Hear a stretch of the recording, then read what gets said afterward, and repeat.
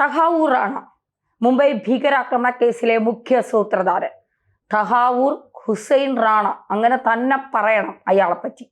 ഇപ്പോ ഏറ്റവും പ്രധാനപ്പെട്ട വിവരമായി പുറത്തു വരുന്നത് തഹാവൂർ റാണ ഒരു തവണയല്ല, നിരവധി തവണ കേരളത്തിൽ വന്നിട്ടുണ്ട്. ഒന്നിലധികം തവണ കേരളത്തിൽ സന്ദർശനം നടത്തിയിട്ടുണ്ട്.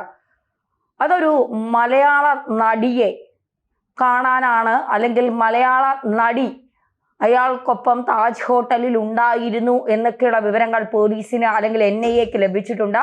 അതിന്റെ അടിസ്ഥാനത്തിൽ ആ മലയാളി നടിയെ ചോദ്യം ചെയ്യാനുള്ള തയ്യാറെടുപ്പിലാണ് NIA എന്നുള്ള വിവരങ്ങളാണ് പുറത്തു വരുന്നത്. മാത്രമല്ല, തഹാവൂർ ഹുസൈൻ റാണ കൊച്ചിയിലെത്തിയപ്പോൾ നിരോധിത സംഘടനയിലെ ചില ആളുകളെ കണ്ടിരുന്നതായും അവരുമായി ചില പദ്ധതികൾ ആസൂത്രണം ചെയ്തിരുന്നതായും അതിന്റെ അടിസ്ഥാനത്തിലാണ്, അത് കൃത്യമായി വിവരം കിട്ടിയതിന്റെ അടിസ്ഥാനത്തിലാണ് NIA ആ നിരോധിത സംഘടനയെ തന്നെ ഇല്ലാതാക്കാനും കേന്ദ്ര സർക്കാർ അതിന് തുനിഞ്ഞിറങ്ങിയത്. നേരത്തെ തന്നെ കേന്ദ്ര സർക്കാരിന് ഇതുമായി ബന്ധപ്പെട്ട വിവരങ്ങൾ ലഭിച്ചു എന്നാണ് മനസ്സിലാക്കുന്നത്. മാത്രമല്ല, ഏറ്റവും ഞെട്ടിപ്പിക്കുന്ന വെളിപ്പെടുത്തൽ, ഈ മലയാളികൾ റാണയെ സഹായിച്ചിട്ടുണ്ട്. കേരളത്തിൽ റാണ വന്നപ്പോൾ റാണയ്ക്ക് സഹായവുമായി എത്തിയത് മലയാളികളായിരുന്നു എന്നുള്ള ഞെട്ടിപ്പിക്കുന്ന വിവരങ്ങളാണ് ഇപ്പോൾ പുറത്തു വരുന്നത്.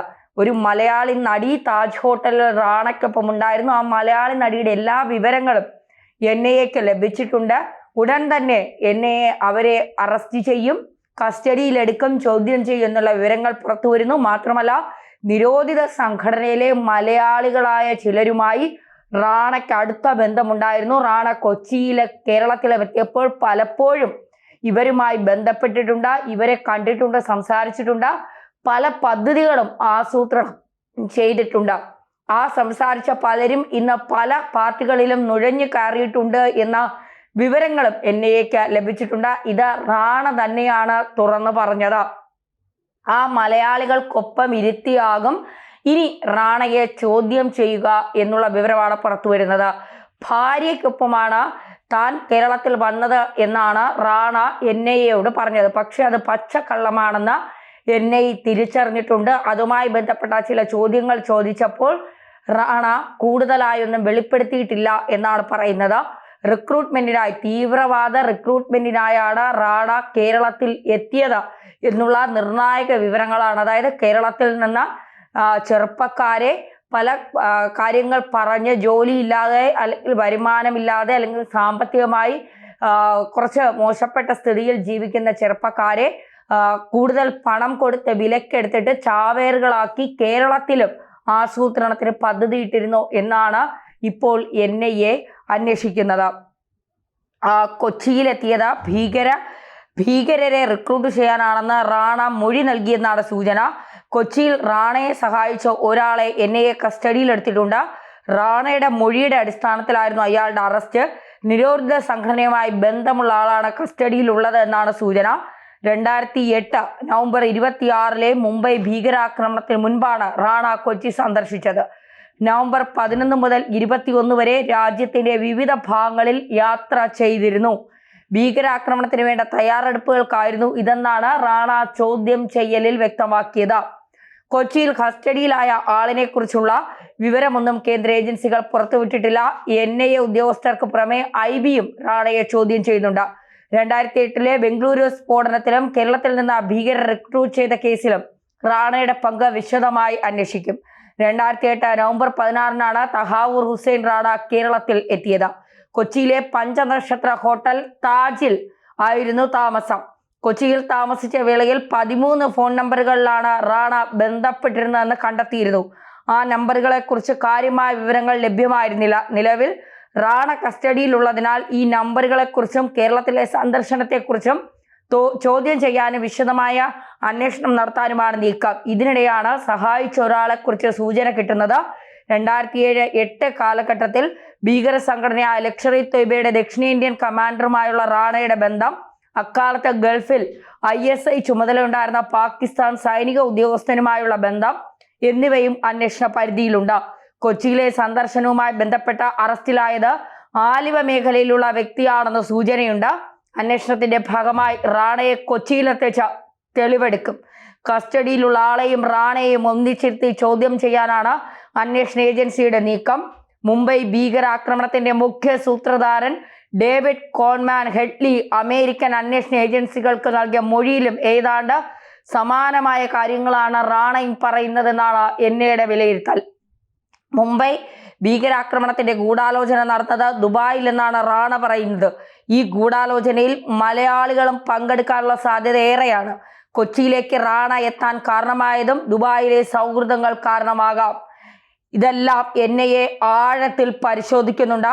കേരള പോലീസിനെയും കാര്യങ്ങൾ അറിയിക്കും. കേരള പോലീസുമായി സഹകരിച്ചുള്ള അന്വേഷണമാണ് ഇക്കാര്യത്തിൽ ഇഡി ലക്ഷ്യമിടുന്നത്. മുംബൈ ആക്രമണത്തിന് ശേഷം ഇന്ത്യക്കാർ ഇത് അർഹിക്കുന്നുവെന്ന് തഹാവൂർ ഹുസൈൻ റാണ ഡേവിഡ് കോൾമാൻ ഹെഡ്ലിയോട് പറഞ്ഞതായി ഇന്ത്യ ചൂണ്ടിക്കാട്ടിയെന്ന US നീതിന്യായ വകുപ്പിന്റെ വെളിപ്പെടുത്തൽ. ആക്രമണത്തിൽ കൊല്ലപ്പെട്ട 9 ഭീകരവാദികൾക്ക് പാകിസ്ഥാന്റെ ഉന്നത ബഹുമതി നൽകുമെന്നും റാണ ഹെഡ്ലിയോട് പറഞ്ഞിരുന്നു. ഇരുവരും തമ്മിൽ നടത്തിയ ഫോൺ സംഭാഷണം ചോർത്തിയതനുസരിച്ച് ഇന്ത്യയുടെ പക്കൽ ഇതിന് തെളിവുകളുണ്ട്. 2008 മുംബൈയിൽ ഉണ്ടായത് ഇന്ത്യൻ ചരിത്രത്തിലെ ഭയാനകമായ മഹാദുരന്തമാണ്.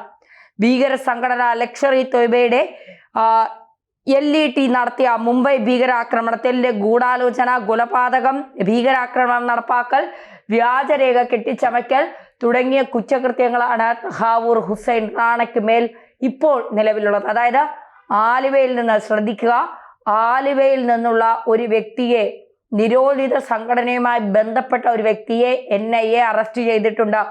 കേരളത്തിൽ ഈ ആളുകളെ, ഭീകരരെ റിക്രൂട്ട് ചെയ്യാനും കേരളത്തിൽ റാണയെ എത്താനും പഞ്ചനക്ഷത്ര ഹോട്ടലിൽ താമസിക്കാനും ഒക്കെ സഹായിച്ച ആലുവയിലെ നിരോധിത സംഘടനയിലെ ആളെയാണ് ഇപ്പോൾ NIA കസ്റ്റഡിയിൽ എടുത്തിട്ടുള്ളത്. മാത്രമല്ല ഈ ദുബായിൽ വച്ചായിരുന്നു ഈ മുംബൈ ഭീകരാക്രമണ കേസുമായി ബന്ധപ്പെട്ട ഗൂഢാലോചനകൾ നടന്നത്. ഈ കേസിൽ, ഈ ഗൂഢാലോചനയിൽ മലയാളികൾ ഉൾപ്പെട്ടിട്ടുണ്ട്. ദുബായിലുള്ള പ്രവാസികളായ പലരും ഉൾപ്പെട്ടിട്ടുണ്ട് എന്നാണ് ഇപ്പോൾ NIA കണ്ടെത്തിയിരിക്കുന്നത്. അവരൊക്കെ ഇപ്പോൾ കേരളത്തിലുണ്ട്. ആ ആളുകളെ കണ്ടെത്തി റാണയ്ക്കൊപ്പം ഇരുത്തി ചോദ്യം ചെയ്യാനും 13 നമ്പറുകളിലാണ് കൊച്ചിയിലെത്തിയപ്പോൾ റാണ വിളിച്ചിരിക്കുന്നത്, പലരുമായി ബന്ധപ്പെട്ടിരിക്കുന്നത്. ആ 13 നമ്പറുകൾ ആരുടേതാണ്?